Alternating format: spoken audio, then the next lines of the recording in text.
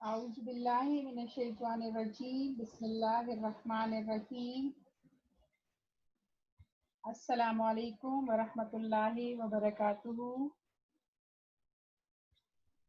Second year کے طلباء و طالبات کو اردو کی آن لائن کلاس میں خوش آمدید۔ اس امید کے ساتھ کہ آپ اچھی صحت کے ساتھ ہوں گے،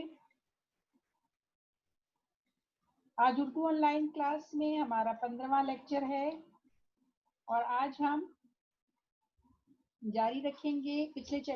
پچھلے لیکچر میں ہم نے شروع کیا تھا مرزا فرت اللہ بیگ کا خاکہ جو ہم پڑھ رہے تھے، ایک وصیت کی تعمیل، پیج نمبر 125 پہ آج ہم پڑھیں گے۔ اس سے پہلے ہم نے پڑھا کہ کس طرح مرزا فرت اللہ بیگ جو ہے ان کی ملاقات ہوتی ہے مولوی وحید الدین سے، اور جو ان کے ساتھ جو ان سے ملاقات ان کی ریلوے اسٹیشن پہ ہوتی ہے، جو کہ اورنگ آباد جا رہے تھے، اور مرزا فرت اللہ بیگ جو ہے وہ بھی چونکہ اورنگ آباد جا رہے تھے لہٰذا دونوں ایک ہی ڈبے میں سفر کرتے ہیں، اور تمام رات جو ہے وہ گپ شپ لگتی رہتی ہے اور مذاق کی محفل سجی رہتی ہے۔ اور پھر وہ جب اورنگ آباد پہنچتے ہیں تو جس دن جلسہ ہوتا ہے اس دن مولوی وحید الدین کی طبیعت اگرچہ ناساز ہوتی ہے، لیکن اس کے باوجود وہ اپنے تیار ہو کر جلسے میں جاتے ہیں اور تقریر پڑھنا شروع کرتے ہیں، اور اس خوبصورتی اور روانگی سے وہ تقریر پڑھتے ہیں کہ مرزا فرت اللہ بیگ جو ہے وہ بھی حیران رہ جاتے ہیں۔ اب ہم اس کے بعد ہم پڑھیں گے، اسی روز ایک واقعہ پیش آیا کہ اس کا خیال کر کے اب تک مجھے ہنسی آتی ہے۔ 1261 میں دلی کا ایک مشاعرہ اس جلسے میں زندہ کیا گیا تھا۔ وہی ساز و سامان، کپڑے اور وہی لوگ 100 برس کے بعد پھر سامنے لائے گئے تھے۔ اسٹیج کے انتظام ہی کے لیے مولوی عبدالحق صاحب نے مجھے پکڑ بلایا تھا۔ پہلے بحروف اور نقلیں ہوتی رہیں، آخر پردہ گرا اور مشاعرے کا نمبر آیا۔ تھوڑی دیر میں اسٹیج کا رنگ بدلنا کچھ آسان کام نہ تھا۔ دریا، چاندنیاں، قالینیں بچھانا، گاؤ تکیے لگانا، سامان جمانا، مشالے جلانا، غرض اتنا کام تھا کہ پردہ گرے گرے بڑی دیر ہو گئی اور لوگوں میں ذرا ہلچل ہونے لگی، یعنی اس کے بعد جو ہے جب دوسرا مشاعرے کی تیاری ہونے لگی تو ٹائم زیادہ لگ گیا، تو جو بیٹھے ہوئے لوگ تھے وہاں پر وہ تھوڑا سا انہوں میں ہلچل پیدا ہو گئی۔ مجھے اس وقت اس کے سوا اور کچھ نہیں سوجا کہ ایک چھوٹی سی تقریر کر کے اس بے چینی کو کم کروں۔ میں نے کہا، یارو ذرا جلدی کرو، دیر ہو رہی ہے، مزہ کرکرا ہو جائے گا۔ میں باہر جا کر کچھ بولنا شروع کرتا ہوں، تمہارا کام جب ختم ہو جائے تو سیٹی بجا دینا، میں اپنی سپیچ ختم کر دوں گا۔ یعنی لوگوں کی بے چینی کو کم کرنے کے لیے انہوں نے یہ طریقہ سوچا۔ اتنا کہہ کر میں جھٹ باہر پردے کے سامنے آ گیا۔ مضمون سوچنے کا موقع نہیں ملا تھا۔ اس وقت یہی سمجھ میں آیا کہ اپنے مضمون کو تمہید کو ذرا مذاق میں ادا کروں۔ جن صاحبوں نے وہ مضمون پڑھا ہے وہ واقف ہے کہ میں نے اس مضمون کو مولوی کریم الدین صاحب کے طبقات الشعراء ہند سے منسوب کر کے یہ ظاہر کیا ہے کہ یہ مشاعرہ انہی کے مکان پر نواب زین العابدین کی مدد سے ہوا۔ چنانچہ میں نے اپنے لیکچر میں ابتداً اسی زمانے کی دلی کا نقشہ کھینچا اور پھر مولوی کریم الدین صاحب کو پانی پت سے دہلی آنا مزاحیہ پیرائے میں بیان کیا، یعنی جو مشاعرہ ہو رہا تھا اسی کی پس منظر کی باتیں جو ہیں وہ انہوں نے بتانا شروع کی مرزا فرت اللہ بیگ نے، ٹھیک ہے، لیکن ذرا مزاحیہ انداز میں۔ ان کی پھٹی ہوئی جوتیوں، ان کے خاک آلودہ کپڑوں، ان کی وحشت زدہ شکل اور ان کی مفلسی کا نقشہ خدا جانے کن الفاظ میں کھنچ گیا۔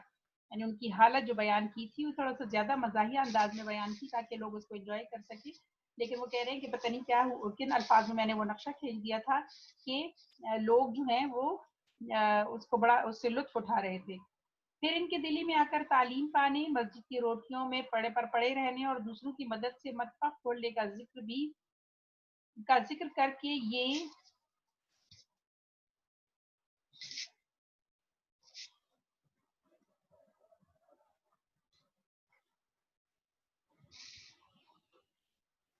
یہ بتایا کہ آخر کس طرح اس مشاعرے کی اجازت ہوئی اور کس طرح دہلی کے تمام شعراء اس میں جمع ہوئے. یہ جو انہوں نے جس مشاعرے کا یہ ذکر کر رہے ہیں وہ بہت پہلے یعنی 1261 میں جو ہے وہ مشاعرہ ہوا تھا، اور اس کے بارے میں بتا رہے ہیں کہ تو اس کے یعنی جو اس مشاعرے کو ارینج کرنے والے تھے وہ جو ہے کریم سوری ان کا نام تھا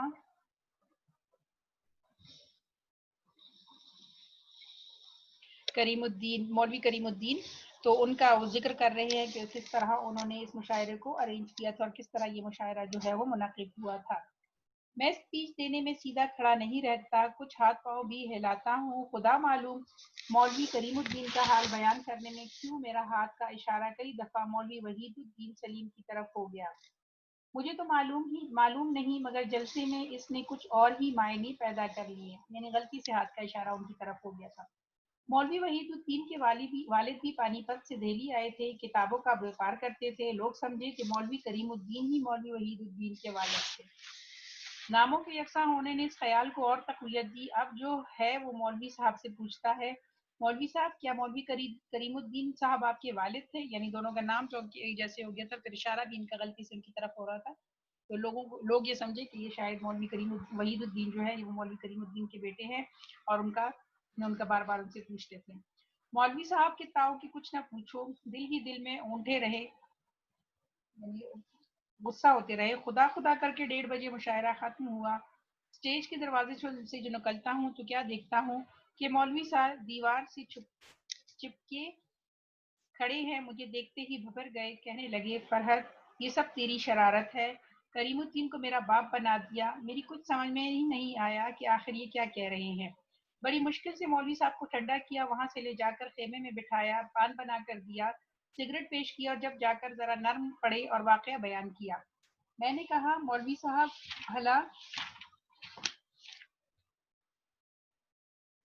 بھلا مجھ سے ایسی گستاخی ہو سکتی تھی؟ اول تو اس مذاق کا یہ موقع ہی کیا تھا، دوسرے مجھے کیا معلوم کہ آپ کے والد کون تھے، کہاں کے تھے، دلی سے بھی آئے بھی تھے یا نہیں، کتابیں بیچتے تھے یا کیا کرتے تھے.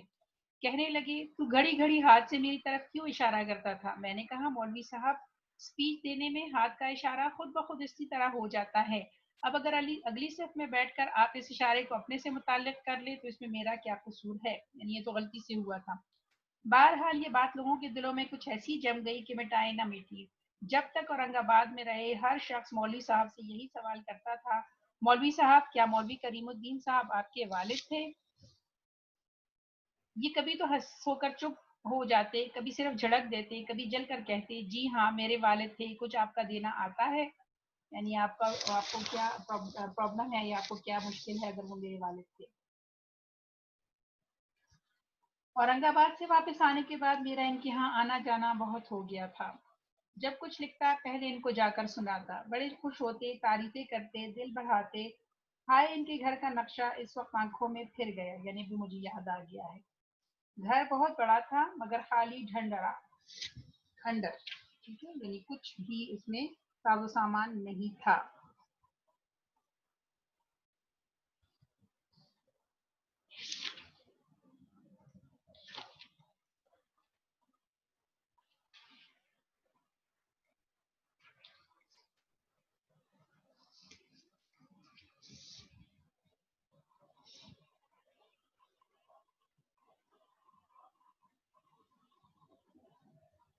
60 روپے مہینہ کرایہ دیتے اور اپنی اکیلی جان سے رہتے، یعنی وہاں پر اکیلے رہتے تھے. نہ بال نہ بچہ، نہ نوکر نہ ماما.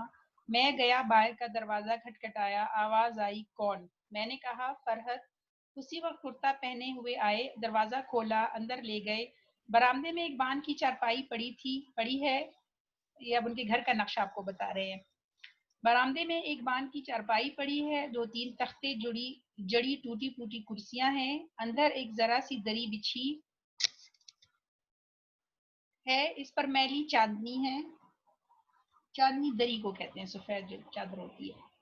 2-4 چوہا چکٹ تکیے اور ایک سڑی ہوئی رضائی رکھی ہوئی ہے.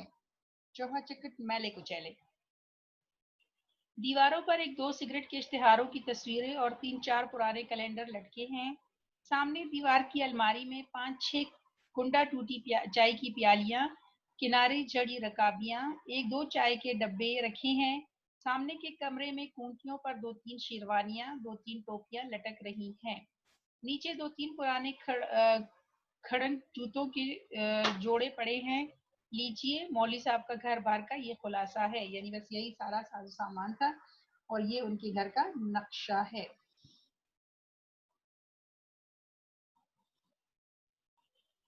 اتنا کچھ سامان جو ہے وہ اتنا ہی موجود تھا ان کے گھر۔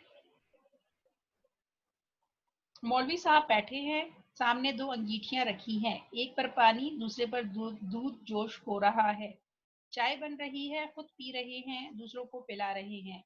ایک نمک کا ڈلہ پاس رکھا ہے، چائے بنائی، نمک کے ڈلے کو ڈال دو ایک چکر دے نکال دیا، بس سارے دن یہی ان کا یہی شغل تھا، کام تھا۔ گھر میں برتن ہی نہیں تھے، کھانا کیسے پکتا اور کون پکاتا خبر نہیں، کہاں جا کر کھا پی کے آتے تھے، یعنی خود گھر میں کچھ نہیں بناتے تھے، باہر سے ہی کہیں کھا لیتے تھے۔ کبھی میں گیا، دیکھا کہ دروازے پر بڑا قفل لٹک رہا ہے، سمجھ گیا کہ مولوی صاحب کہیں چرنے چگنے تشریف لے گئے ہیں، کھانے پینے چلے گئے، چرنے چگنے۔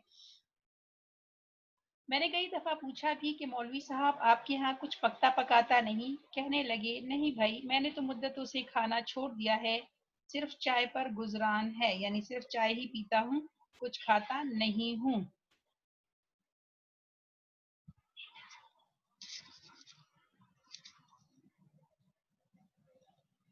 تم مان لو میں تو نہیں مانتا، میں نے خود اپنی آنکھوں سے ان کو کھاتے اور خوب کھاتے دیکھا ہے، یعنی لوگوں سے ویسے ہی بہانا کرتے تھے، میں تو صرف چائے پیتا ہوں، میرے گھر میں کھانے کا پکانے کا کوئی انتظام نہیں ہوتا۔ اب وہ فرق کہہ رہے ہیں کہ اگر آپ کو یقین آتا ہے تو آپ یقین کر لیے، لیکن میں نے ان کو کئی دفعہ کھاتے ہوئے دیکھا تھا، اس لیے میں اس بات پہ یقین نہیں کر سکتا۔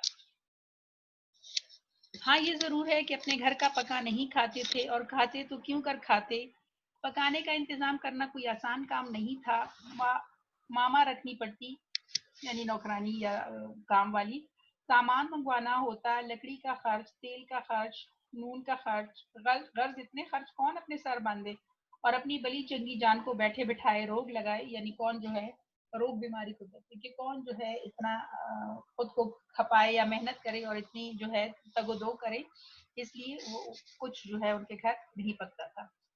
چائے بنا لی، پی لی، ادھر ادھر گئے، پیٹ بھر لیا، گھر آئے، بان کی کھڑی چارپائی پر لوٹ ماری، چلو زندگی کا ایک دن کٹ گیا، یعنی ان کی جو زندگی، ان کا روٹین تھی، ان کی جو زندگی گزارنے کا طریقہ تھا، وہ بس کچھ ایسا ہی تھا۔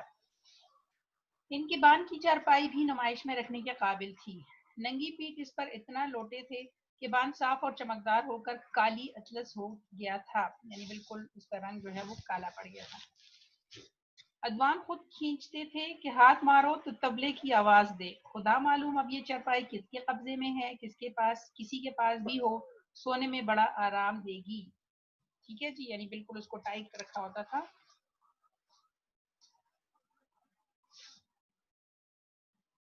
مولوی صاحب کو مٹھاس کا بڑا شوق تھا، خدا شکر خورے کو شکر دیتا ہے، یعنی جن کو میٹھا پسند ہوتا ہے ان کو اللہ تعالیٰ میٹھا ہی دیتا ہے۔ ان کے بھی یار دوست بے شاگرد غرض کوئی نہ کوئی ان کو مٹھائی پہنچا ہی دیتا تھا، یہ کچھ کھاتے کچھ رکھ چھوڑتے، مٹھائی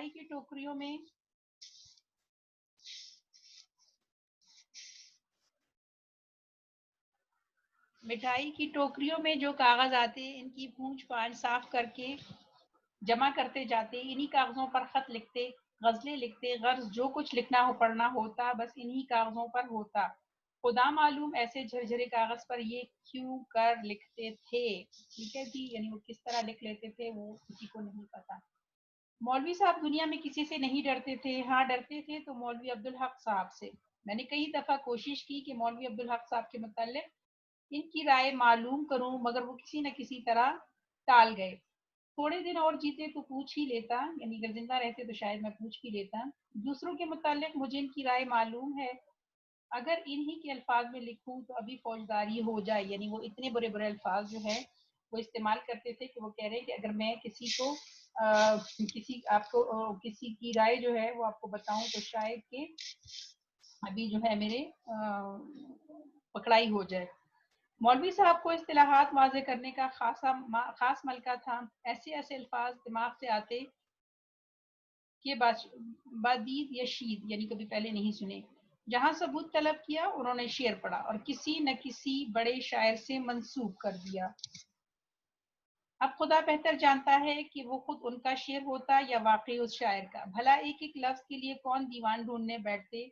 अगर कोई तलाश भी करता और वो शेर दीवान में ना मिलता तो ये कह देना क्या मुश्किल था कि ये गैर मतबूआ कलाम है। यानी अपनी तरफ से भी अशार जो है वो डाल लेते थे और किसी का भी नाम लगा देते थे कि ये फलां शायर का शेर है। तो वो कह रहे हैं कि ऐसा भी होता था कि बाज़ औक़ात अगर यानी कौन जो है वो वाक़ई में पता नहीं चलता था कि ये शेर वाक़ई भी उस शायर का है या नहीं। लेकिन वो कह रहे हैं कि अगर हम ढूँढने भी बैठ जाते और दीवान में कभी ना मिलता, तो ये कह देते थे कि उस शायर ने उस वक़्त कहा था और ये उसका जो है ये कलाम शाया नहीं हुआ था। अपनी तरफ से अशार वो कह रहे हैं कि अक्सर औक़ात वो कह देते थे। अंग्रेज़ी बिल्कुल नहीं जानते थे मगर अंग्रेज़ी इस्तिलाहात पर पूरे हावी थे।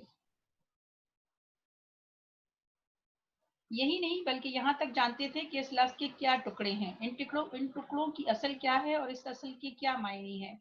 इस बला का हावजा लेकर आए थे कि एक दफ़ा कोई लफ्ज़ सुना और याद हो गया। अल्फाज के साथ उन्होंने इससे भी बहुत अल्फाज के साथ उन्होंने इस पर भी बहुत गौर किया था कि अंग्रेजी में इस्तिलाहात बनाने में किन उसूलों को पेश नज़र रखा गया है। इन्हीं उसूलों को वो उर्दू की इस्तिलाहात वज़ा करने में भी काम में लाते और हमेशा कामयाब होते। मेरी क्या इस वक्त सबकी यही राय है कि इस्तिलाहात बनाने के काम में मौलवी वहीदुद्दीन सलीम अपना जवाब नहीं रखते थे और अब इनका बदल मिलना दुश्वार तो क्या नामुमकिन है। अरबी और फारसी में अच्छी दस्तरस थी मगर वो उर्दू के लिए बने थे और उर्दू इनके लिए खूब समझे थे और खूब समझाते थे। जबान की जो नुकात वो अपने शागिर्दों को बता गए हैं इसी का नतीजा है कि कॉलेज के लौंडे वो मजमून लिख जाते हैं जो बड़े बड़े अहले कलम के हाशिया ख्याल में भी नहीं आते। यानी उर्दू को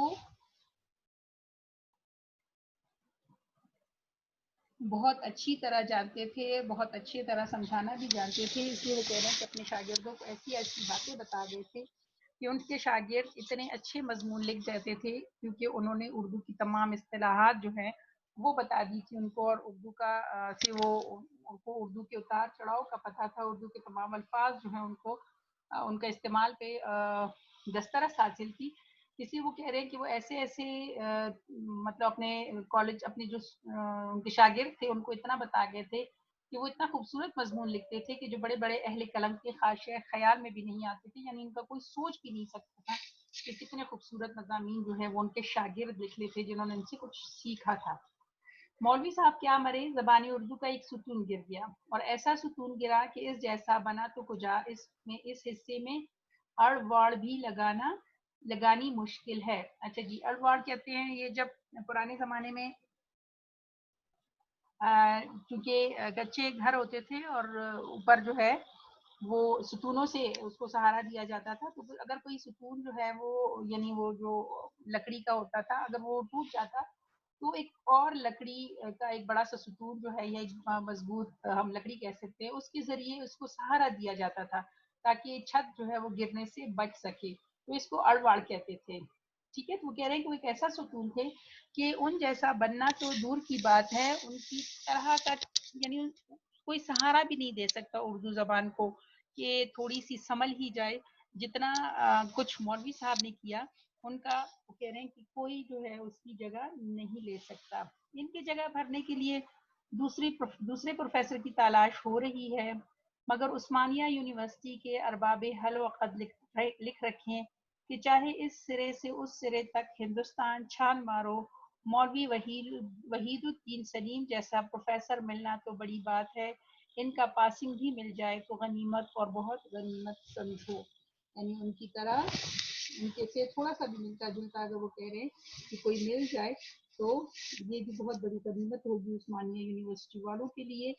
क्योंकि यानी हम कह सकते हैं उस पूरे उसमें जो है इस पैरा में स्पेशली मिर्ज़ा फ़रतुल्लाह बेग जो हैं वो उनकी तारीफ़ कर रहे हैं कि वो अपने काम में इतने माहिर थे اور اردو زبان میں اتنی انہیں مہارت حاصل تھی کہ کوئی دوسرا جو ہے وہ ہمیں ان کی طرح نظر نہیں آتا. کوئی اور جو ہے وہ ہم نہیں کہہ سکتے کہ وہاں پر کوئی ایسا موجود ہے جو ان کی جگہ لے سکے یا اردو کی کو جتنا انہوں نے سمجھا اور انہوں نے اس کا کیا کہ شاید ہی کوئی اور جو ہے وہ کر سکے. یہ مضامین فطرت سے جو ہے یہ مضمون لیا گیا ہے. مولوی وحید الدین کا خاکہ بڑے خوبصورت انداز میں بیان کیا گیا ہے.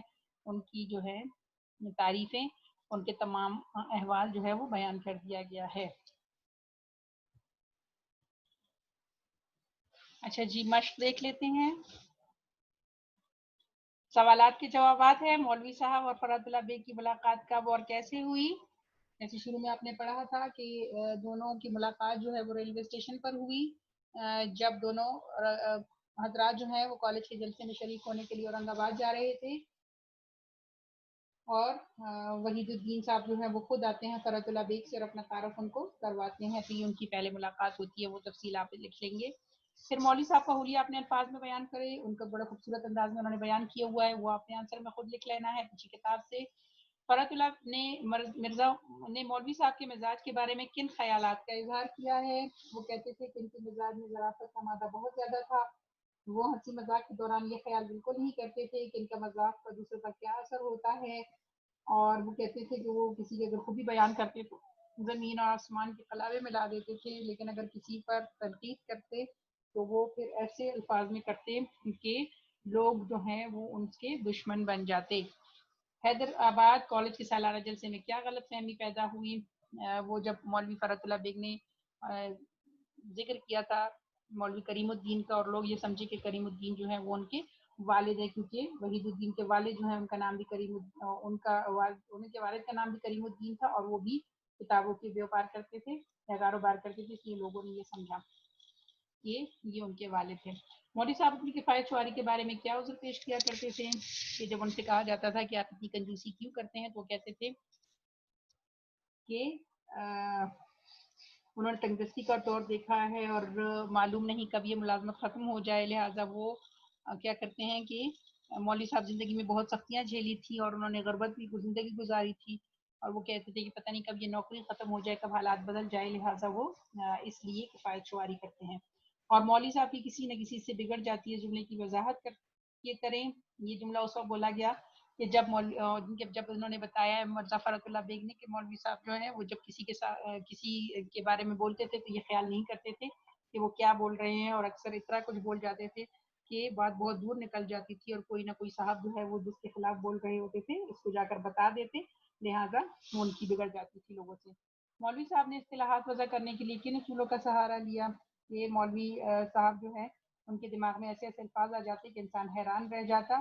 اگر کسی نے اس اصطلاح کے بارے میں ثبوت مانگا تو مولوی صاحب فوراً کوئی شعر پڑھ دیتے تھے اور اس کو جو ہے کسی شاعر سے منسوب کر دیتے تھے. بلکہ انگریزی اصطلاحات پر چونکہ انہیں عبور حاصل تھا اور ان کو پتہ تھا کہ وہ جانتے تھے کہ اصطلاحات کیسے بنی ہے لہٰذا وہ ان اصطلاحات کو اردو اصطلاحات میں ڈھالنے کی کوشش کرتے تھے. پھر جی یہ آپ کا ہے کہ درج جملوں کی وضاحت کریں. پھر خالی جگہ پر کرنی ہے اور ان کے معنی جو ہیں وہ اعراب لگانا ہے. خم اور خم کرم یہ دیکھیے تھی. تیل ختم ہونے سے پہلے چراغ جلملاتا ٹمٹماتا لو بیٹھتی شروع ہوتی اور آخر رفتہ رفتہ ٹھنڈا ہو جاتا. وہ کہہ رہے ہیں کہ یہ تمام جملہ جو اس کی وضاحت کرے. اس جملے کا مطلب یہ ہے کہ پہلے زندگی کو چراغ سے تشبیہ دی جاتی تھی. تیل ختم ہونے کے بعد چراغ کی روشنی مدھم پڑ جاتی. تیل ختم ہونے کے بعد چراغ کی روشنی مدھم پڑ جاتی پھر ٹمٹمانا شروع کر دیتی تھی. پھر اس کی لو جلنی شروع ہوتی اور اس کے بعد چراغ بجھ جاتا. اب چراغ کی جگہ بجلی نے لے لی ہے اور بٹن دبایا گھپ اندھیرا. مطلب یہ کہ اب لوگ اچانک مرتے ہیں اور مرنے میں دیر نہیں لگتی. یہی حال انسانی زندگی کا ہے. اس جملے میں مزید فرات اللہ بیگ کی مراد آج کل کی بے اعتبار زندگی سے ہے. ٹھیک ہے یعنی پہلے ایک چراغ کی طرح زندگی ختم ہوتی تھی لیکن اب بجلی کی بلب کی طرح بہت جلد ختم ہو جاتی ہے. پھر دوسرا جملہ مگر میری زبان کب رکتی. میں نے کہا مولوی صاحب گھبراتے کیوں ہیں بسم اللہ کیجیے مر جائیے. مضمون میں لکھ دوں گا. اس جملے کا مطلب کیا تھا؟ مولوی صاحب کے مزاج میں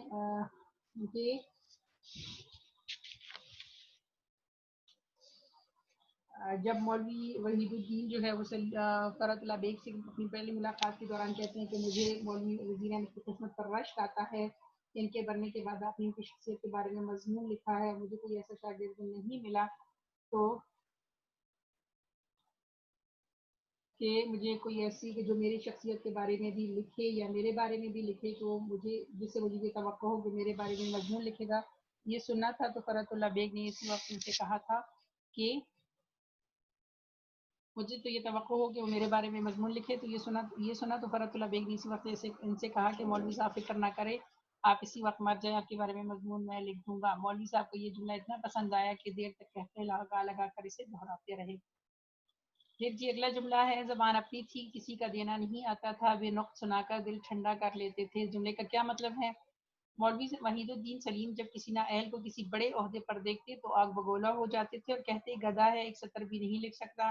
خود بہت ٹھوکریں کھائی تھی، اس لیے دوسروں کو آسانی سے بڑا عہدہ حاصل کرتے دیکھتے تو جل جاتے۔ زبان ان کی اپنی تھی، کسی کا دینا نہیں تھا، برا بلا کہہ کر دل ٹھنڈا کر لیتے تھے۔ مرزا فرت اللہ بیگ جب مولوی صاحب کے مزاج سے متعلق بات کرتے ہیں اور کہتے ہیں کہ زمانے کی سختیوں اور ٹھوکروں نے مولوی صاحب کو چڑچڑا بنا دیا تھا۔ اگلا ہے جی، خوش سالی کے اندیشے سے ارزانی کے زمانے میں گھپتے بننے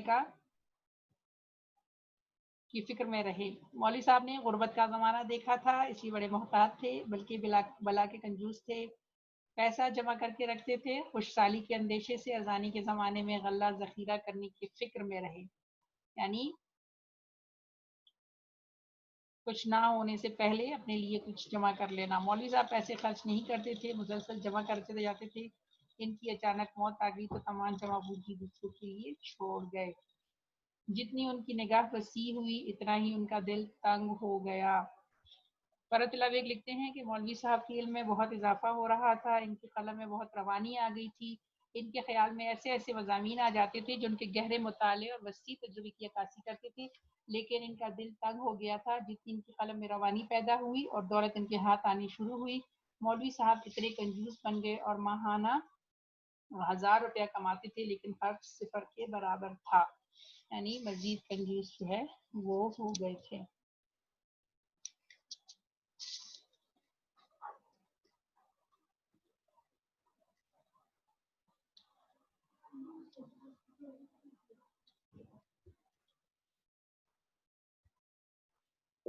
اچھا جی، یہ پھر آپ کا سوال نمبر 3، خالی جگہ پر مناسب لفظ فاض سے پر کریں، یہ آپ نے خود کر لینا ہے۔ اس کے بعد جو اگلا ہے وہ ہے درج ذیل الفاظ پر ان کے سامنے زیر زبر پیش لگانا ہے۔ پہلا لفظ ہے خم، پیڑا پن کو کہتے ہیں، خی کے اوپر زبر ہوگا۔ پھر ہوگا خم، خی کے اوپر پیش ہوگا، شراب کے مٹکے کو کہتے ہیں۔ پہلا ہے کرم، کرم سب پہ کاف اور رے پہ زبر ہوگا اور میم پہ جزم۔ کرم جو ہے وہ کیڑے کو کہتے ہیں، کاف کے نیچے زیر آئے گا۔ کل، کل تمام کو کہتے ہیں، کاف پر پیش آئے گا، اور کل کاف کے اوپر زبر آئے گا تو پرزا یا گزرا ہوا دن یا آنے والا دن۔ محقق، میم کے اوپر پیش آئے گا، ہے پر زبر اور دوسری قاف کے نیچے زیر ہوگا تو تحقیق کرنے والا۔ پھر محقق، محقق جس پر تحقیق کی گئی ہو، اس پر میم کے اوپر پیش آئے گا، ہاں پر بھی زبر ہوگا اور قاف پر بھی زبر ہوگا۔ پھر منتظر، میم کے اوپر پیش ہوگا اور زے کے نیچے جو ہے وہ زیر ہوگا، ان کو پڑھیں گے منتظر یعنی انتظار کرنے والا۔ اور جب ہم کہیں گے منتظر جس کا انتظار کیا جائے، میم کے اوپر پیش ہی ہوگا اور تے اور نون اور زے پہ جو ہے وہ زبر آئے گا۔ پہلے والے میں میم کے اوپر پیش لیکن زے جو ہے وہ زیر سے پڑھا جائے گا، اور دوسرے میں میم تمام جو ہے وہ میم کے پیش کے بعد باقی تمام پر زبر ہوگا، تو منتظر جو ہے وہ جس کا انتظار کیا جائے۔ یعنی آپ نے دیکھا کہ یہ وہ الفاظ ہوتے ہیں کہ جن کی املا جو ہے وہ ایک جیسی ہوتی ہے، لیکن زیر زبر پیش کے تبدیلی ہونے پر ان کے معنی جو ہیں یہ بدل جاتے ہیں، یعنی اعراب لگانے سے ان کے معنی جو ہے وہ تبدیل ہو جاتے ہیں۔ حالانکہ اگر اعراب نہ لگائے جائے تو ان کے الفاظ جو ہے وہ ایک جیسے نظر آتے ہیں اور ایسا لگتا ہے کہ جیسے یہ ایک ہی الفاظ ہیں۔ چلے جی الحمدللہ، مشق ہماری مکمل ہوئی، چیپٹر بھی مکمل ہو گیا۔ سوالات کے جوابات آپ نے کر لینے ہیں. اپنا بہت سارا خیال رکھیں, ہمیں بھی دعاؤں میں یاد رکھیں. اللہ حافظ.